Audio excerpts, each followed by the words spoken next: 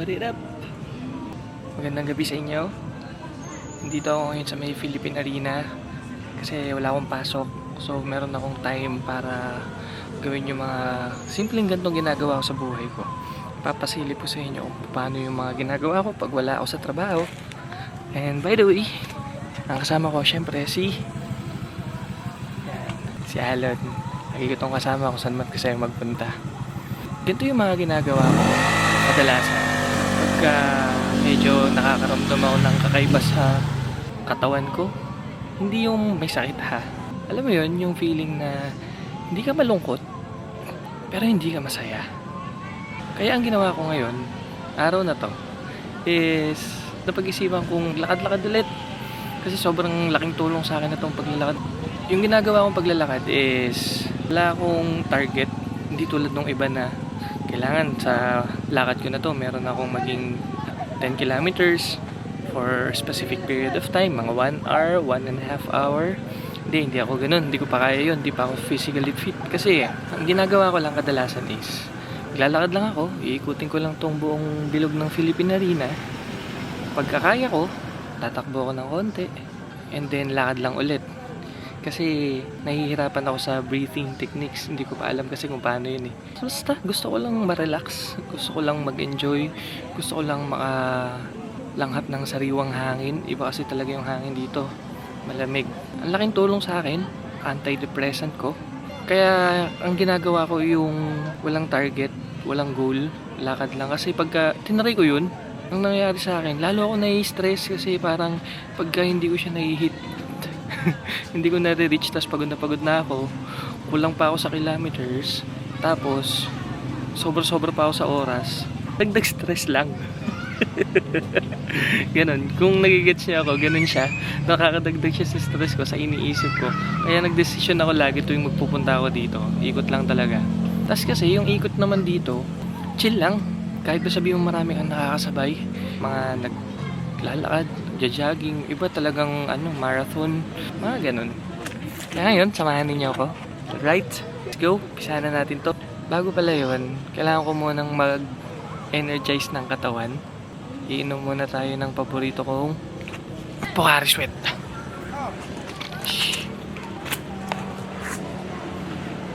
Ito, inom muna tayo.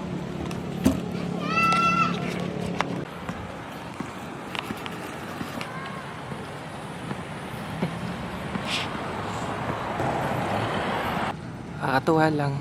Dami na ngayon yung sobrang conscious sa health nila. Physically, saka mentally.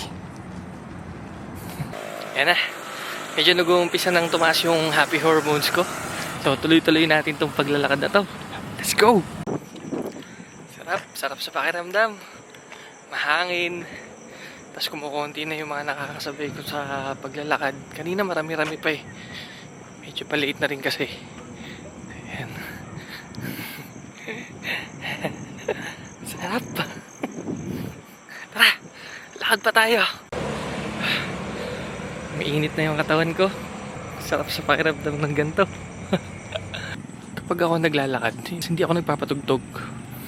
Kasi kadalasan na-offbeat ako. Yung kantang tumutugtog eh upbeat. Minsan nasasabayan ko siya sa paa ko ng takbo. Ang nangyayari sa akin, para ako natitisod tuloy. Kaya gusto ko walang sounds. Para kasing pagka may tugtog, gusto ko na lang sumayaw kaysa maglakad eh. Ganon. Pero kung yung gagawin kong activity is lakad lang naman, yun, pwede yun. Minsan kasi, ang ginagawa ko, talagang meron akong siniset na araw na o sa ganito, magtatakbo ako. Meron akong magiging goal. Minsan lang yun. Kasi, ang gusto kong mangyari, magkaroon ng improvement yung hita ko, yung paa ko. Gusto kong matry yung pagtakbo tulad ng ginagawa ng iba dito. Nakikita ko sila na takbo yung ginagawa nila, ako lakad lang. Minsan hybrid, takbo, lakad. Pero sila, parang consistent na puro takbo. Ilang beses na lang ako naaabutan. Na-amaze tuloy ako. Parang gusto ko rin maging ganun. Gusto ko matry na magkaroon ng malakas na stamina, endurance, yung hindi ako hinihingal. Tapos hindi sumasakit yung yan ko pagka nasobran ako sa takbo eh. Tapos kinakapos na ako ng hininga. Ayun yung malaking problema ko kasi pagka tumatakbo ako. Kaya ang mas prefer ko, lakad lang tulad na to. Sa paglalakad na ginagawa ko na to, meron na naman ako natutunan. Na syempre, i-share ko na naman sa inyo. Life lessons, kumbaga, na posible na realization na naman na lahat tayo may kanya-kanyang oras. May kanya-kanya tayong karera. Hindi porkit siya mabilis, tas ikaw mabagal, titigil ka na. Hayaan mo lang. Enjoy mo lang yung paglalakad mo. Enjoy mo lang yung pagtakbo mo. Kung mabilis ka, good for you. Kung naglalakad ka lang tulad ng ganito, not bad. Kasi hindi lahat nakakapaglakad ng ganito. Masaya ako na meron na naman ako na-realize na shinare ko na naman sa inyo. Yung physical activity na ganito, yung pagtakbo, saka yung pag-jogging, yung paglalakad, nakadepende pa rin kasi yan sa tao kung ano yung pangangailangan ng katawan niya. Yung sa mga talagang tumatakbo, mga training nila yun for the marathon. Yung iba naman, naglalakad just to be healthy. Meron silang goal na mas maging active lang yung lifestyle nila, tulad ko. Hindi naman ako sasali sa mga marathon na yan. Pero nandito ako naglalakad, tumatakbo minsan. Kasi ang gusto kong matutunan is disiplina dito. Disiplina kasi sobrang hirap ma-maintain yung ganitong gawain. Lalo na sa sitwasyon ko, iba kasi yung setup ko eh. Kasi yung work ko, paiba-iba siya ng oras ng pasok at hindi fix kung kailan yung day off. So minsan pang umaga ako, as minsan pang gabi naman. Kaya hindi ko siya ma-schedule. Nahihirapan yung katawan kong mag-adjust. Kasi mas pipiliin ko na lang matulog minsan kaysa maglakad. Kasi meron pa akong pasok kinabukasan. Pero hanggat maaari, hanggat kaya ko isingit. Tulad na to ngayon, nasingit ko siya, nakapaglakad ako. Kasi iba pa rin naman talaga pagka ganito yung ginagawa mo. Malaking tulong siya sa pangangatawan mo, sa pag-iisip mo, sa puso mo, syempre. Imaginein mo, naglalakad ako ngayon mag-isa. Wala akong kasama, ako lang. I mean, wala akong companion. Ang nangyayari sa akin pagka ganito, tumatakbo, gumagana lalo yung utak ko. Part siguro to ng self-meditation ko, ganun. Pag-intindi sa mga bagay-bagay. Tsaka minsan, dumarating din ako sa point na inaalala ko kung ano yung mga previous experiences ko. Disiplina ang kailangan ko matutunan dito. At dapat kahit papano nasasama ko sa buhay ko to at least twice or worse na yon yung once a week na pagpunta dito. Mahirap kasi pag puro trabaho, bahay ka lang, wala ka ng social life, tas wala ka pang physical activity na ginagawa. Ano na mangyayari sa katawan mo niyan? Saka kung maglalakad kayo, pumili kayo ng location nyo na hindi makakadagdag sa stress nyo. Sa akin, masaya ako dito kasi safe. Kung sa merong mga nakabantay na gwardiya sa papasok doon, minsan may rumoronda pa. Gabi na, isipin pa rin dapat yung safety mo. Pangalawa, mahangin. Hindi nakakapagod maglakad dito. Pangatlo, malinis. Wala akong masyadong nakikitang kalat dito. Alagang-alaga tong lugar na to, nakakatawa. Kaya masarap maglakad dito. Sa pagkakaalala ko, last year ako nag-umpisa maglakad. Pabandang September, October, mga ganun. Nahihiya pa ako kasi hindi ko alam kung paano yung gagawin ko, ano ba yung dapat postura ng mga naglalakad, ng tumatakbo, para hindi ako magmumukhang katawa-tawa. In short, ayoko maging awkward. Natitigil din kasi ako eh. Inaabot ako minsan ng 2-3 buwan, natitigil ako sa paglalakad. Kaya nga ngayon, binabalik ko siya at least once a week. Ayoko kasi ma-burnout sa ganito. Gusto ko ma-enjoy ko siya. Gusto ko yung paglalakad, hindi siya maging obligation. Para sa akin din naman to eh. Soon, papasalamatan ako ng katawan ko kasi ginawa mo kasi yung physical activity na ganyan. Diba? Dati medyo pinagtatawanan ko pa pagka yung mga nakakasabay ko is makikita ko. After nilang tumakbo, kakain sila. Kain sila doon sa may banda doon. Kasi sa kabilang side, mayroong food park.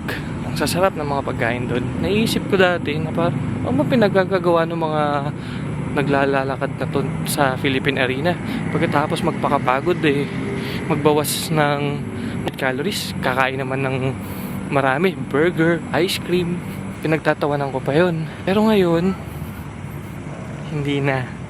Kasi hindi talaga lahat ng mga naglalakad ang gusto mangyari is magpapayat. Tulad ko, hindi ko kailangan magpapayat kasi payat naman ako. Kumaga, saktuhan lang yung katawan ko. Pero bakit ako naglalakad? Kasi iba yung goal ko. Disiplina. Saka magkaroon man lang ng physical activity. Kaya sa mga nakakakita ng ganon, yung mga after daw mag-zumba, sayaw daw ng ilang oras, tapos biglang kakain, wag natin silang pagtawanan. Kanya-kanyang trip yan eh. Hindi ko alam kung naririnig ninyo yung hangin. Pero yun sarap. Ang lamig. Sarap. Kapag magkakaroon kayo ng engagement sa ganitong physical activity, bago kayo sumalang, make sure nyo lang din na ready yung katawan ninyo. Huwag nyo kakalimutan mag-warm up, kumain, minom ng tubig, marami. Kaya tulad ko, minom ako ng Pocari Sweat before and after. Laking tulong yun para hindi ka magkaroon ng sore muscles. Bukod dun, hygienic din. Kayong tatakbo, kayong maglalakad. Especially sa umaga. Pagkagising nyo, bihis lang kayo. Hindi muna kayo maliligo. Para maiwasan yung pagka pinagpawisan kayo, mag-aamoy higaan kayo. O kaya pag ganda sa gabi, amoy pawis kayo. Nakakaya din syempre, di ba? Gumamit kayo ng mga antiperspirant, magpabango ng konti, pero wag yung sobrang nagpo-project na pabango kasi yung iba nahihilo pag sa mga ganun eh. Saka pala susunod din kayo sa mga rules and regulation kung saan man kayo maglalakad or tatakbo para hindi kayo makaabala sa iba. Diba?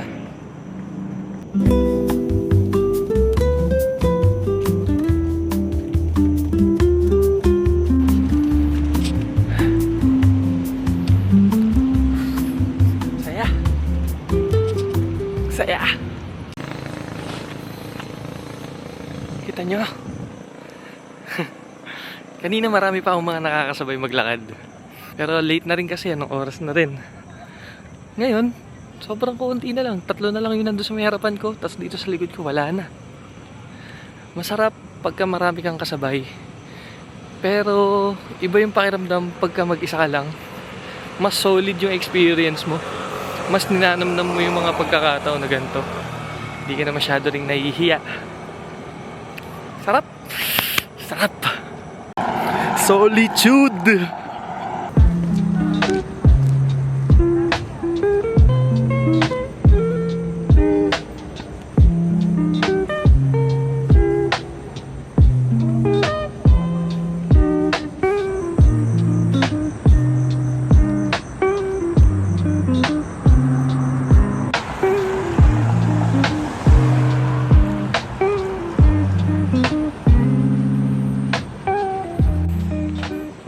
Alright, nandito na tayo sa huling ikot natin. After na to, babalik na tayo doon kay Alon sa parking para makapagpahinga pa naman tayo ng konti. Ganda no? Paborito ko yung mga gantong daanan eh. Daanan, tapos merong mga puno sa gilid. Nice! Bali ngayon, papahinga na lang muna tayo kasi tapos na tayo maglakad. Papacool down na lang muna tayo bago tayo umuwi. Tapos i-enjoy na lang natin yung lugar. Come on, samahan niyo ako.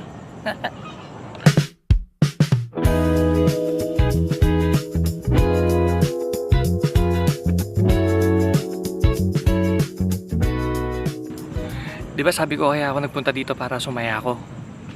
Ngayon habang nagpapahinga ako, nag-open lang muna ako ng social media ko. At alam nyo kung ano yung nakita ko? Shemay! Yung pinaka-inaabangan kong mangyari. Papakita ko sa inyo ito Yan! Abangan bukas, alas 12 ng tanghali, October 17. Diyos ko! Naalala niyo yun sa may huli kong vlog? Yung una kong vlog? Sabi ko, inspired ako sa isang vlogger. Yun, siya. Tapos, pagka nagpo-post siya ng ganun, automatic, wala pang 5 minutes, 10 minutes, sold out na kagad yung damit niya, yung Masid clothing. Kaya bukas, excited na ako. Sana makakuha ako. Sana makapag-avail ako kahit isa man lang. Isa man lang. Pangregalo ko man lang sa sarili ko. Ang saya ko. Ang saya ko para doon. Sana makakakuha ko. So babalitaan ko kayo kung makakasecure ako ng isa man lang na damit ng Masid. Okay! Habang nagpapahinga ako ngayon, nagpapa-cool down bago umuwi, bigla may pumasok na tanong sa isip ko. Ano yung bago kong natutunan ngayong araw na to? Ang pumasok agad sa isip ko na sagot is, lagi kang may pagkakataong pumili. Kasi tulad kanina, nasa may bahay lang ako, walang kakaibang nangyayari sa akin, social media lang, kakain, walang masyadong exciting na nangyayari sa akin. Hindi ako masaya. Though hindi rin naman ako malungkot. Pero napag-isipan ko na umalis, gawin tong paglalakad dito kasi gusto kong sumaya. Gusto kong magkaroon ng kakaiba sa pakiramdam. Effective. Effective siya. Nakakatuwa kasi hindi natapos tong araw ko na to. Na flat lang yung emotions ko. Napasaya ako na paglalakad ko na to. Nasigurado ako na uulit-ulitin ko. Hindi man lagi. Pero ang goal is at least once a week magawa ko siya. Saka mas maganda kong gabi talaga. Kaya yun, para sa inyo, kung gusto nyo may mabago sa sitwasyon nyo, dapat meron din kayong gagawin. Hindi pwede yung tutunganga lang. Kasi pag tumunganga ka, tapos mag-expect ka ng magandang result. Kung gusto mo ng magandang resulta, dapat meron kang gawin. Kung gusto mo ng magandang resulta, dapat maganda rin yung gawin mo para sa sarili mo. Isipin mo kung paano ka magiging masaya. Isipin mo kung paano matutulungan yung sarili mo. Ganun lang. Tulad na to. Yung ginawa ko na to. Tinulungan ko yung sarili ko, hindi ko kinulong yung sa bahay. Nag-isip ako ng paraan. Saya? Dahil napagpahinga na tayo, ready to go na. Makakauwi na tayo ngayon. Siyempre, huwag natin kakalimutan yung mga iniwan nating kalat. Huwag natin ilagay kung saan. Iwig na natin.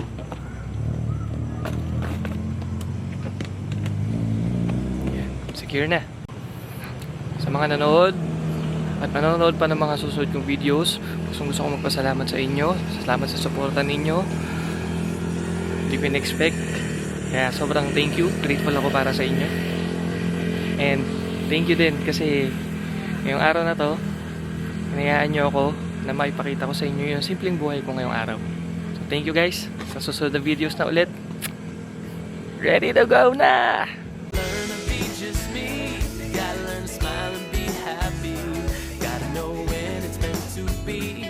It's not